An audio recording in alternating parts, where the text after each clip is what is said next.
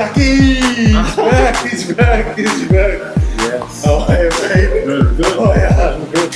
Oh, man. Good to be in the presence of the uncles. Yeah, it's been a long time. It's been a long time! It's been a long time coming, definitely. Yeah, you're finally here. You joined the lads. The three uncles are now in session. Yes. Definitely glad to be here. J Money walked in during the last session, so yeah, no, it was good. It was good to get the feel of how this works, and yeah, I was watching all the other ones you guys did, so yeah, it's kind of surreal being like part of it now. Yeah. Yeah, because I remember when we were talking about this idea, like us three, and we had KFC. We were first discussing the idea, and it was so, like to kind of see it now where us three are sitting together. Oh, mate. I feel like it's good to come, like see it come to like life, I guess. Yeah, it's it was just an idea before, and now we're 4 episodes in, and we've actually got a lot of viewers. Just an update, we've reached the 100 club on Instagram. Yes. Yes. Thank you to everyone that's followed us on Instagram. I mean, TikTok. The uncles were on there. There's been quite a few views. Yeah. And people following there as well, and YouTube. We're getting quite a few views on our YouTube shorts, but also on the episodes. I think a couple hundred across each video. Yeah. And I did have a look at some of the analytics actually, and funnily enough, 93% of viewers are male. Only 6% are female. It's the Uncles podcast, so yeah, exactly. It's for all the uncles out there that are listening. And I think the other one was, I think 25. The age bracket was 25 to 34. Yeah. Was like 70%. Yeah. So a bit of an older demographic, but that's our age anyway. Yeah. yeah, that is our demographic. Yeah. So I mean, no, it's we're all full steam ahead. This is episode 5 or 6, depending on what we choose. But just wanted to say thank you to those people out there that are listening. Yeah, thank you. And I think we'll kick this one off with an update of what's going on back home. Yes. Because I guess everyone knows now. We're from Papua New Guinea. We have family that live in Papua New Guinea. Lots of our friends are from there, and just on the weekend it was like something to do with BSP. Yeah.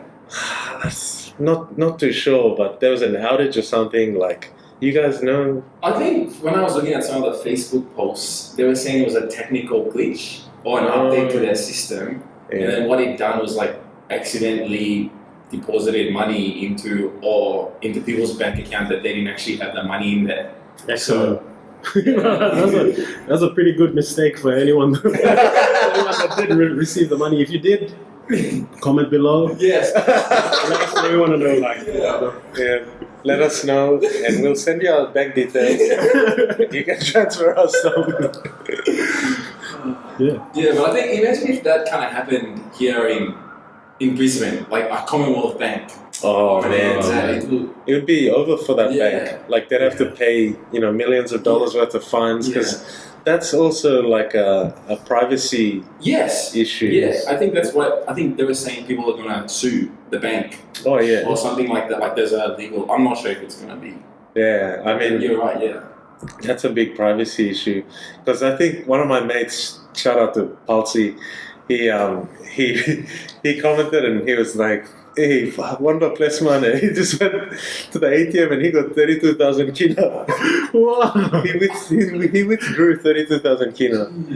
So like, I don't know what they're gonna do with him, or whether he can go and open an account. Probably not. Not with them, but probably can open an account with like Westpac or ANZ or something. Do that, Palsy. It actually brings it. I was having a discussion with someone about how banks make their money, and because what they do is like there's no actual physical cash that they have. Like they don't have liquid. Like it's high liquidity. So I think that what that means, I don't really know what the terminology or the understanding of it, but banks actually need to borrow money to then give that money away to other people, and they make money off the interest. So if they deposited all that money to people, they would have gotten that from somewhere, and I think it's from large corporations like your Nest Fund or where they probably give to people super. I don't know, but that's just like it's like Robin Hood or something. Robin Hood, Richard, give it to the poor or something. Yeah. Yeah. Anyways, that's just like some random thought that I had, but yeah, it was just crazy how that amount of money is just kind of given to people. That's insane, honestly. Right. It's just ridiculous. But I still don't understand how BSV can have like a shortage and it's not a shortage, sorry, an outage. Yeah. And like you stop everything during Easter weekend. Yes. Like probably one of the biggest weekends apart from Christmas. Yeah. Like people need access to their cards so they can get their funds. 100%. And pay for things. Some people like Kai you want to take back to the village and all of this that's I guess it's just typical PNG. Yeah, nothing new there, definitely. Nothing new. Unexpected. Yeah. That's it. Definitely. Yeah. Well, we also wanted to sort of put out another question, and I guess since it's your first ep with us, Charles, I was thinking about this the other day while I was at work, and I thought about, if you could speak to your younger self, what advice would you give to him? Oh, man. Shit. It's a tough one. It is a tough one, man. Yeah, bro. I think, so like how young? Like what age? Let's just say, before, like puberty, before you hit puberty, like the teens or something. Yeah, before you hit the teens, young Mangi come up now. Little one, two. When the voice wasn't, not that I have a deep voice, but when the voice wasn't, when your nuts aren't dropped yet. That's the terminology I think, a lot of people would know. But anyway, I would say, 11, maybe 10-year-old me, just, tough it out, man. Fuck. Yeah. Mama didn't raise no quitter. Nah, definitely watch who you hang out with. Make the right choices. Obviously, there's a lot of influence out there, so really actually listen to your elders and people that warn you about bad influences, because I think we've all gone through. I think everyone goes through a certain period where you get influenced by external factors like who you hang out with, your inner circle, those kind of things, people who you're rubbing shoulders with, and it's good to have fun with experimenting with experimenting with stuff, but you gotta know when the limit is, and I'd tell myself to just keep on the right track, because otherwise it's gonna come back and fucking ass. It's gonna come back, and obviously you're gonna face some issues. If you don't take it seriously, and stay fit always. Yeah. Me, I think. Are we talking about like personal or like school or? I think depends which way you want to go. I think it can be personal or it can just be what you think. Yeah, I think from a school perspective, I would have told myself to read a little bit more. Like I know it's a bit cliche, but like the more you read, the more you know, and then you'll be able to kind of. Because I think, going back to the last episode when I was telling you about school, I wasn't really I didn't apply myself as much as I would have liked to. And I think it was because in certain areas, I wasn't really wanting to learn and show interest in. So I think True. now when I've like sort of left school and got into uni and stuff, I've sort of read a little bit more and like my understanding of certain things, even like self-development books and things like that, like obviously read like fiction books and stuff like that, but I think if I read more, then it would have opened up my mind a little bit to other things apart from just like, the day-to-day. Yeah. And I think that's probably one thing from a schooling perspective. From a personal like development, I would have said like back yourself a little bit more and just give everything, like don't worry about failing. Yeah, that's true. Like this is just a little metaphor or something, but I was like doing a pedal board on the weekend and I was so worried about falling over. And I was like, just like, slowly doing it, but like I wasn't really putting myself into it. But then once I started to like say, oh, don't worry about falling, I'm like, at the end of the day, you're going to fall into the water and you're not going to hurt yourself as much. So just like, go and like push and give it a go. And then like, over time, I just kept on having that same mentality and just got better. So I think that would probably be the two things. When that question came out, I thought those are the two things that I would have, done better. Yeah, that reading one, definitely. Yeah. I think I'd probably say the same thing as well. Like reading, but also like reading the right sort of right material or literature or whatever it was. Yeah. Take it seriously, especially. I think in uni, what really like I feel like I could have done better in is do the readings that they actually tell you to read. That's why they tell you to read it. Everyone thinks that there's a shortcut. Obviously, back to that episode where there was plagiarism, but if you don't do the hard yards, you obviously don't get the reward. Yeah. Yeah, I think I share the same thoughts as you guys. Reading and wish I just was a bit more disciplined. In probably studying. That was a big one. I sort of just went with the flow and did things on the go. So discipline in studies because in the physical aspect in sport, it was like that came naturally for me. So I felt like I had to push myself. But I didn't have to because it felt easy. It felt fun. Whereas with study, I was giving up easily. I was a bit restless here and there, and just didn't want to sit down and do it. But that's because I didn't see the end goal of getting that good result. Whereas in footy, you can you train hard, you work hard, and then the goal is you want to smash it on the weekend and play really well. One game on the weekend. Whereas when you're studying, you're playing the long game, right? It's you're looking towards the end of the semester. You're looking towards graduating when you get on the stage and get your certificate. So those things, I clouded my own judgment with other things, whether it was alcohol, drugs. But, we worked through those things and that all came to fruition. We all graduated. That's it. Yeah. So, no, I think, I would tell my younger self, just be more disciplined, more patient. And... would have put more time into studying. But other than that, it's currently still a work in progress with some things, and probably like finance.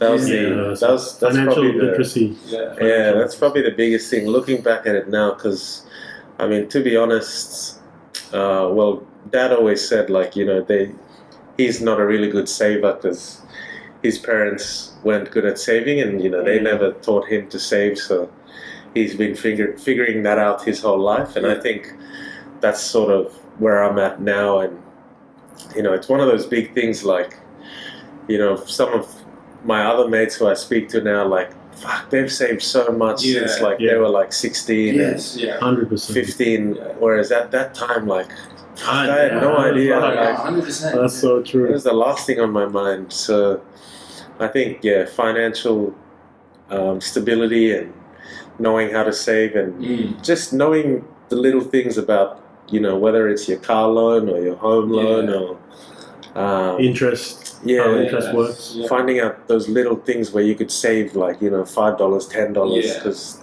that just adds up. But those things But that was pretty good from us. Yeah.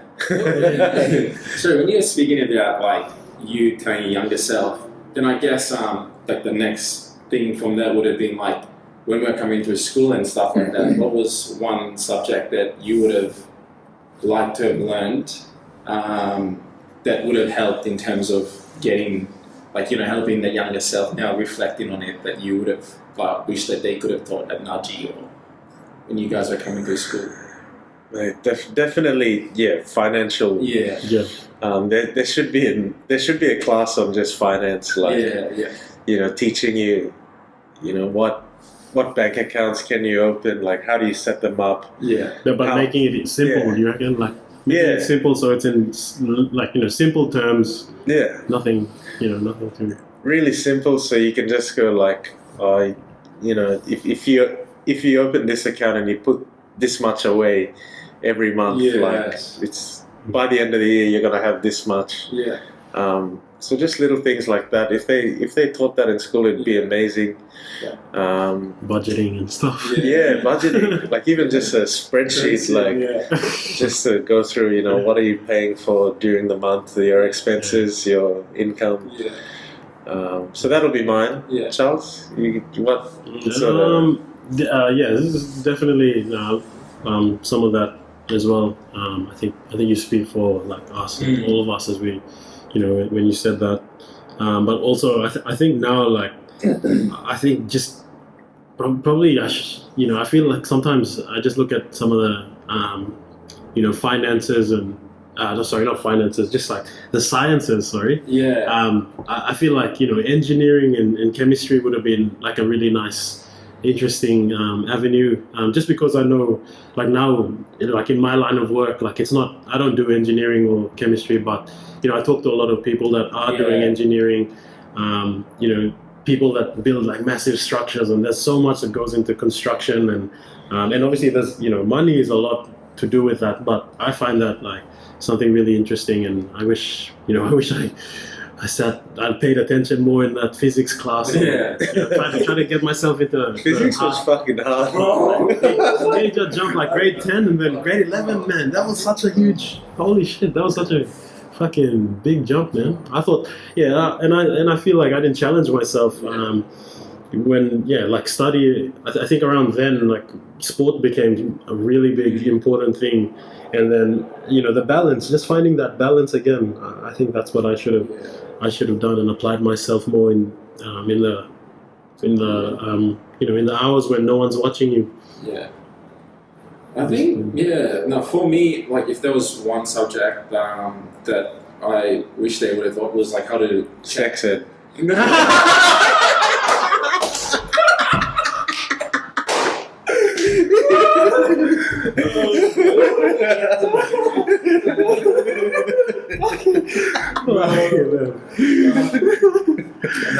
I reckon probably how to check cars, like little things with cars. It didn't take me until like maybe a couple of years ago I learned how to properly change a tire, but I wish I learned that a lot earlier. And then even like checking for oil and what to look at, like when your radiator starts to heat up. Things like that, where it's just been like 101, like mechanics or something. Like, like the simplest. Looking after your machine. And like just do like 7 weeks of like week 1. This is how you look at like your tire, and spend like 1 hour doing that in a week. Like and then every week you just learn new things about the car, like tires. Because I feel like now we use our car more than ever, like going to and from things. And if there's something wrong with it, we're gonna go pay like $600-$700 to get it fixed by. I think we could have prevented it by like if we learned that. Just a trip to super cheap auto and then come back and spend like 2 hours on your car. Like, you know what I mean? So I think that would have been one thing that I wish that our schools could have done. But I mean, I guess that's why they hire mechanics. Life skills. Otherwise there wouldn't be any mechanics. No, that's it. So that's true. Maybe that's probably why they do it, so that there can be an actual avenue into that. So, otherwise, then that's like one whole like sort of field that gets left out. If everyone knows that. Well, they could tie it in with finance, and you could talk about for those kids that after school they want to go into a car loan with their job, then you can tie it in. You can say like if you've got this, if you want a Ford Ranger, It's Commonwealth Bank, they're doing this loan. It's probably the best loan in the country. Like, you know, simple shit like that that fucking I still have no idea about. Nah. But yeah, no, we've got our final topic to discuss for the night. You know, I think we are from Papua New Guinea. I know we are. Sorry. And 600 ways. 600 ways. And we're a big rugby league crazy country. And like, just wanted to discuss with you guys, like, you know, what's your thoughts on, you know, rugby league back home? How has it sort of shaped the nation, and, you know, what your thoughts are on how crazy we are as rugby league fans. Charles? I think firstly, I've always been a strong believer in this, and, you know, my position never changes on this, but just schoolboy development, but also, you know, just focusing on like under 10s, under 12s, like under 10s to under 15s. That's where you make, you know, that's where Kumul's, you know, within the next 5 to 10 years will, you know, see that big lift if they put all their concentration, not all the concentration, obviously, you know, there's Hunters and, you know, all Digicel Cup and all that, but before Digicel Cup, before Hunters, and maybe there is already something like that going on. We'll probably do a bit of research in that, or, you know, maybe some of our viewers. Yeah, you guys tell us if you guys know of anything. Yeah. But honestly, it's where you focus on under 10s, 11s, 12s to 15s. That's where you make good rugby players, and that's the big difference between, you know, in Australia, obviously like the number one league country in the world. They have under 5s, and, you know, at halftime at games at Suncorp, you see, you know, you'll see all these little children playing. There's girls playing with the little boys, and like that's where the development starts, and that's why that's why Australia will always come on top, is because of that. So if PNG, you know, can pull their head in and actually, you know, pump money, stop worrying about, you know, all this unnecessary like academies and that. Yeah, that's cool and everything. Once that's set up, just put all the fucking money into children, into under 10s, 11s, 12s to 15s, because that's where you'll get, you know, all the 1%ers become just your natural game. All the little tiny, you know, rules of league, and obviously, you know, emotionally as well, controlling your temper. You know, fuck, how many times do we see fucking fights in the Digicel Cup? Like the whole fucking stadium runs in. Fuck, when was that? 2016. The whole fucking stadium. Man, that was horrible. And the league doesn't need. There was one last year too. Oh, really? Yeah, well, you see, people can say PNG has passion and, you know, talk about that passion. Fuck that, man. The league doesn't need that fucking bullshit. Honestly, like, fuck that. It's facts though. Yeah. Facts, man. Like, fuck all that bullshit, like supporting shit. Like, fuck that. Focus on the little kids so that there's educated fucking people playing who can control their tempers, who can control their emotion, playing in that level, because that's what you call elite. Yeah. You don't fuck around, put in like fucking. Anyway, that's my take. Yeah, that's it. It bursts. We can see it burst Charles' bubble. That was good. Yeah. Rant over. No, but I think to Charles's point, like I guess, you know, to put it right, like we grow up playing the game. Like we start like on the street. You know, like when I was small, I remember making like footballs out of like poppers. You pop them and you stuff them with newspaper and you tape it around. And that was our ball, because we couldn't like have a rugby ball. Yeah. So we'd use that to like play and then do it on the streets and stuff. So I think we already have a foundation of like that, knowing the rules, like basic rules, like you know, 6 tackles, you kick on the 5th, like things like that. So the understanding is there, and that's what makes us like naturally, because we grow up playing it, like we know all those like the natural ability is there, but it's just we don't really have the developments when we want to like start playing good footy and bring it to the next level within that age 10 to 15. When what Charles was talking about, we don't really have proper things available for us to then nurture that talent and then push it into a Kumul or an NRL player. I guess people like Justin Olam are so lucky, and Xavier Coates, where they could move down here and, you know, play for, like, with their parents and stuff. But, you know, like, people back home, like Jim, who's one of our friends, who's currently there, like, I'm sure he would be able to share more on our lights. Like, he can let us know what his thoughts are in the comments. But I think, yeah, like naturally, we're already, like, you guys talking about, right, like, footy before, like, how you set up trials, like, we already know, like, the game's already in our bloods in a way, kind of thing. So it's just about bringing it to the next level, which we fail so bad. That's why we're not able to compete with the likes of New Zealand, Australia, Samoa, Tonga, and all that. Yeah. So I think that, yeah, it's we're definitely crazy and madly in love with rugby league. Like, everyone loves it. You know, the whole nation stops to watch Origin. Every year, all 3 games. Like, and you know, it's divided 50-50, Maroons and Blues. Everyone's got their. We live right next to a hospital, so the ambulances are always around. But yeah, PNG, like, you know, as I was saying, everyone loves the game, everyone loves the code, everyone loves to play it.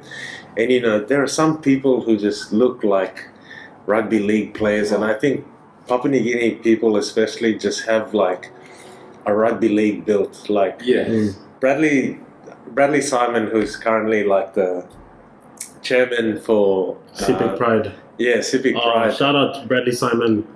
Also, Nudgy old boy as well, 2010 senior.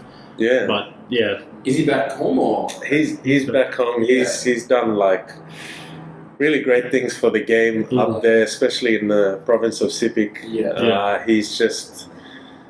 They've just joined the competition up there, and they've got their first Sepik team ever, history-making team that are going to play in the Digicel Cup. Yeah. They had didn't they have a little comp just on the weekend gone? I think that must have been round 1. Yeah. We saw Watson Boss and some of the Kumuls, you know, some of the boys from who are playing, you know, in you know, like highly ranked Kumuls and Digicel Cup players go in and help out the Sepik Pride boys. So, you know, it was a big push. I was following. I don't know if everyone else was following Bradley's, like, you know, his whole transition from, you know, starting off with the hurdles. Like, I think it was like 2 or 3 years ago, or maybe even a couple of years ago. Before that, he did play Gurias. He was instrumental in that win in 2012. I think that's when the Gurias won the Digicel Cup. Anyway, after that, he sort of went back to help his dad's side of his dad's province, Sepik, sort of get from soccer. Like, it's a soccer mad or football mad province. Yeah. You know, Momase region, we all know that they're, you know, one of the most dominant in Lay City. Yeah, like Lay City, man. Soccer there is just it's just wild. Like, everyone can play soccer there. That's another topic for discussion. Yeah, definitely. But yeah, so Bradley went back, started, you know, gathering up a whole bunch of people, you know, who had interest in rugby league, and just from local boys, he started that idea, that spark, that you know, it ignited everyone's interest, and there was a lot of pushback. Like, you know, when you start something crazy like that, like, it takes a crazy idea to move something huge, to make something huge happen. So, and you get a lot of haters back home. There's a lot of hate, and there's a lot of hate. We'll probably get a lot of hate from this as well, with people's opinions, but you got to deal with it. Like, that's one thing moving forward. You know, as you know, a good friend DC said, you gotta deal with the hate. Any hate's good hate. So sorry, I got that wrong. Any hate is good attention. So, you know, your haters will still, you know, when they're talking about you, they're getting you known to, like, everyone else. So then other people will make up their minds about you. But anyway, so Bradley, you know, he's come to a stage where he's developed, you know, all the guys who have shown interest in rugby league in Sepik. I think it's local town. I'm not sure if it's Wewak or Maprik. I think Maprik. Those guys. Sorry, guys. We got a PNG map going, and we'll sort of educate ourselves. It's been a while. So anyway, we'll show it to you. Yeah, but I mean, he's developed that. He's doing really good work with that team, and got the government on board as well. Yeah, and now they're in the governor Digicel Cup. So I mean, all good things are happening for him and for them, and I think we're going to jump on the bandwagon as the Unkles podcast. We're going to be supporting Sepik Pride. Definitely. So that's our team for this year. That's it. None of us are from Sepik, but we'll. Nah, we feel like a connection because they're a new team. Yeah. I feel they're a new team. We're a new podcast. Yeah. Jump on board with Sepik Pride. Worlds collide. That's it. Hint, Bradley, send us some merch, some Sepik Pride merch. Yeah. We'll rock it up in the next. Right. And who knows? Maybe next time, if one of us are in POM, we can have a sit down with Bradley and get him on the podcast. Definitely. Yeah. That would be awesome. Yeah. But I think that sums. Everything up. It's the first one where we've had the three uncles all together. So shout out to you guys. Keep following. Obviously, like, comment, and subscribe.